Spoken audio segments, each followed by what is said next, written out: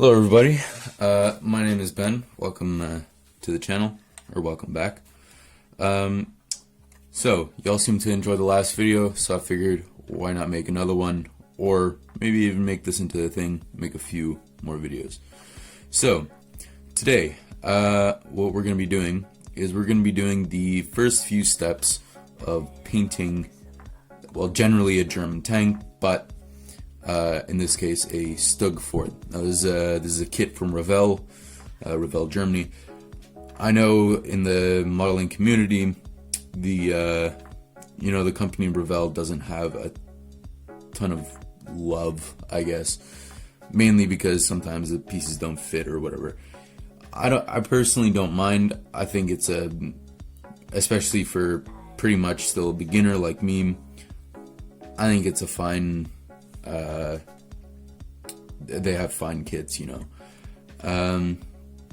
So yeah, just going on into some details that I did before the actual painting of this. By the way, this is going to be what it looks like at the end.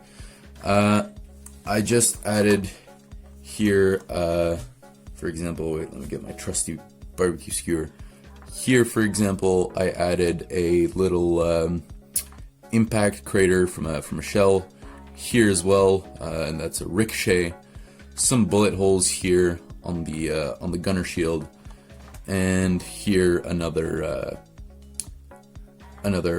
impact shell. Which I know this is a very, very, very unlikely shot to hit both of these side skirts, but you know, it makes your model unique, and that's what this is all about. So yeah, that's it, and enjoy the video. Okay, so all I'm doing here, which is the first step, it's a simple process. I'm just applying a black primer over the whole model. There's really not a lot to this. I'm just using a black surface primer by Vallejo. It's a good primer, haven't had any problems with it. While I am here though, I would like to mention something that I did not say in the intro, which is that this video is actually going to be in 3 parts. So this is just the first part of painting this tank. The next few parts are going to be like the tracks, the tools, and then after that the weathering and all of that. So yeah, and I would also like to mention that I'm by no means an expert or experienced in any of this, so consider this video, or this series of videos rather, a learning process with me, because I learned a lot in this video and I probably will in the next few parts as well. So yeah, just keep that in mind. So here in this next part, I'm just adding not really the base coat, but the layer that goes underneath the base coat, so that when we do the hairspray chipping later, as we paint the base coat away, this color will be revealed. And this is the primer color that was used in the German factories. But for people who don't know that, they just think it's rust, which also, in my opinion, looks nice. This is a very similar process to the priming, really not a lot to it. The mix of paint is just red paint, black paint, and mahogany, all by Vallejo. Okay, so here we are. I've finished the priming and the little rust stage, as I said there in the voiceover. The next part, which is actually a little surprising to some, is we are gonna cover this whole model in 2 thin coats of hairspray, which, like I said, to some might seem a little weird, and it would sound a little weird to me as well. But what this does is it creates sort of a varnish over everything, but that's not the main reason why we do it. The main reason is that when we apply the base coat for the main color, which is a sand color, it'll have that layer of the hairspray underneath, and so when we go over it with a wet brush, then it'll reactivate that hairspray underneath and wash it away. When it washes it away, it'll take the paint layer on top as well. So basically what that allows us to do is create some very, very small chipping effects. And then after we do that, we'll also add more of the, like one very thin layer of the hairspray over that. So then when we add the camo pattern, we can also kind of chip away the camo paint as well. So yeah, I'm just gonna get to this, and like I said, two thin coats and you're good to go. Okay, so for this part, really, not gonna lie, I put a bit more than 2 thin coats. As you can see, I kind of slathered it everywhere. But that doesn't really matter, if I'm honest, because either way, later on in the chipping process, it was pretty hard getting those chips. Or maybe that was just me being impatient, which honestly I probably was being, but boom. Alright, so now the hairspray has dried. It seems very shiny now, I know, but it's surprisingly very dry. So now we're just going to go ahead and apply the base coat for the tan color.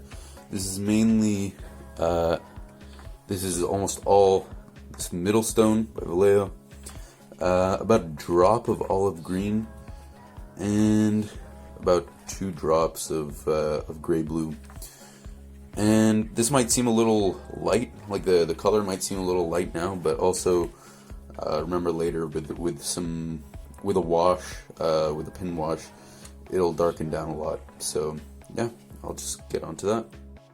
So really here, there's not, this process isn't very complicated. In fact, it's very similar to the primer stage and the primer color stage. Just try and get in all the tight spots, try and get a nice coat everywhere. If I'm honest, I think I applied too thick of a coat, so if I were you, build this up in small layers, and my airbrush was at really high PSI as well. Lower that PSI and see where it gets you, you know? And here I'm painting the side armor, which honestly my only tip here is just don't be too rigid about it. You know, they're going to be very beat up and very weathered, and yeah, so they're going to be, it doesn't have to be a perfect job, I guess. Just make sure and get a decent layer of paint everywhere. And you may have also noticed I left one of the plates out and left them in the primer color. This will simulate like a plate that's been replaced and that was like damaged or has been replaced eventually. And here, painting the wheels, not a lot to that, just holding it by the edge and painting in the middle. Later on we'll paint the edges with black because that'll be rubber. They're like on the road wheels, I guess. So yeah.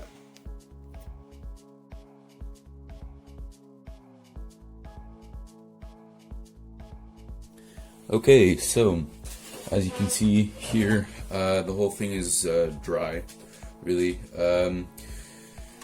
The only thing that I did off camera was I just went over everything with a second coat just to pick up some of the spots that I missed. Oh, hello. I did go over it that second time with also a bit of a lighter shade of yellow, simply because I just found it a bit too dark. Now for this color I mainly focused on these side panels and the upper hull. I didn't put too much focus on the lower hull, as you can see, because either way that would be darker, and most of it will be covered in pigments, dust effects, stuff like that.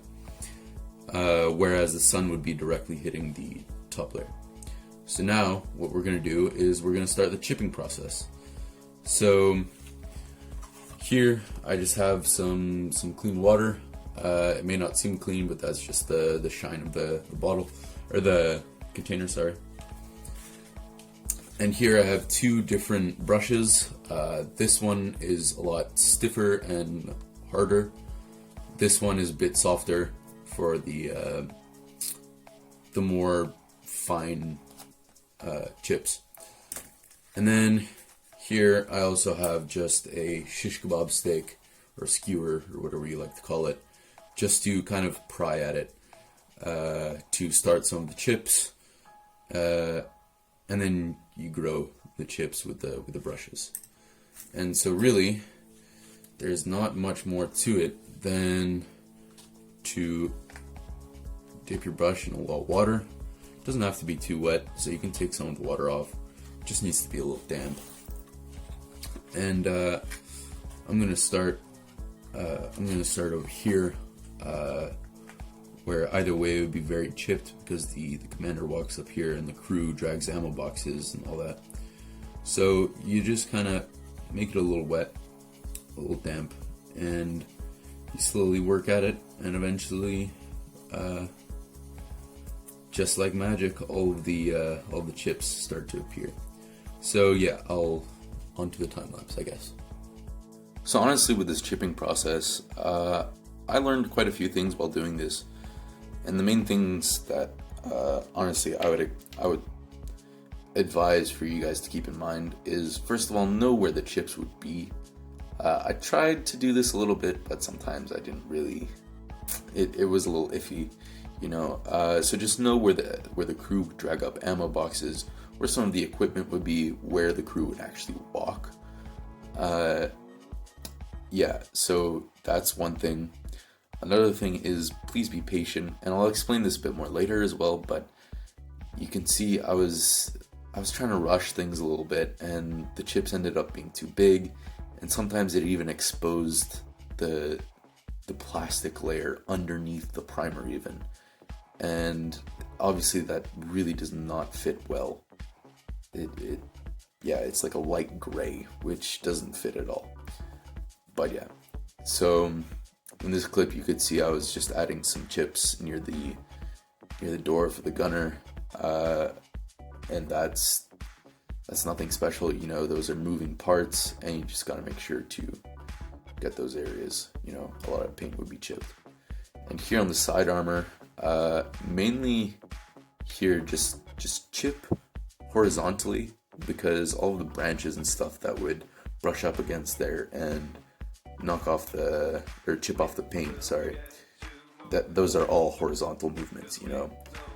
And I know I said beat these up a lot, but I would actually recommend like being a little more gentle in a sense, trying to make the lines thinner and more straight.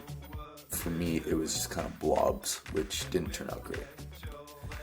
And then chipping these wheels, really not a lot to that either. I didn't pay too much attention to it actually, because honestly, a lot of it is going to be covered in dust and maybe even mud later on, so the chipping effects will barely be visible. But still got to keep those fine details, I guess.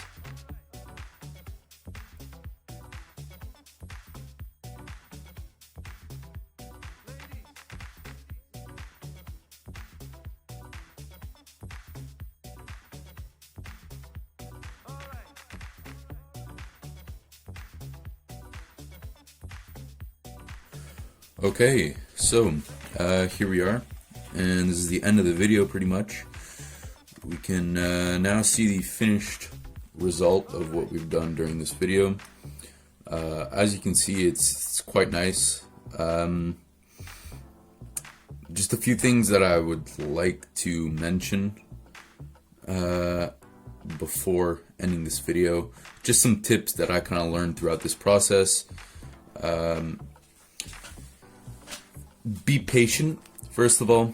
I think, well, first of all, I was in a bit of a time rush last night, but generally I don't think I was very patient, and so I kept using this very stiff brush, right? And as I mentioned, it sometimes it pulled the paint away to the plastic layer, showing a light gray color, which really does not fit at all with the color scheme. And so I kind of came in here trying to fix it up with black paint. It doesn't look as good in my opinion, but maybe once we do all the other weathering steps, it'll blend together a little bit. That's what I'm hoping for, at least. And if not, I can always touch up the areas, try and make it a little more randomized. Another thing, the side armor, these side skirts, don't forget to paint the tops. I did not do that at first, and it turned out to be a little annoying, and so I came back and painted the tops with just black paint, which obviously doesn't fit very well, but like I said, maybe after the weathering process it'll fit in, or it'll blend in a little nicely. Yeah, and generally, again, just be patient. I think I went a little heavy with the chipping, and I mean, this is more towards the end of the war, I guess, late 44, but still, it doesn't look the best. So yeah, anyways, I hope you enjoyed this video. If you did, then I'd really appreciate the support, likes, all that, you know, it's always nice. And who knows, maybe this channel might actually grow into something. So, yeah, farewell, and have a nice day.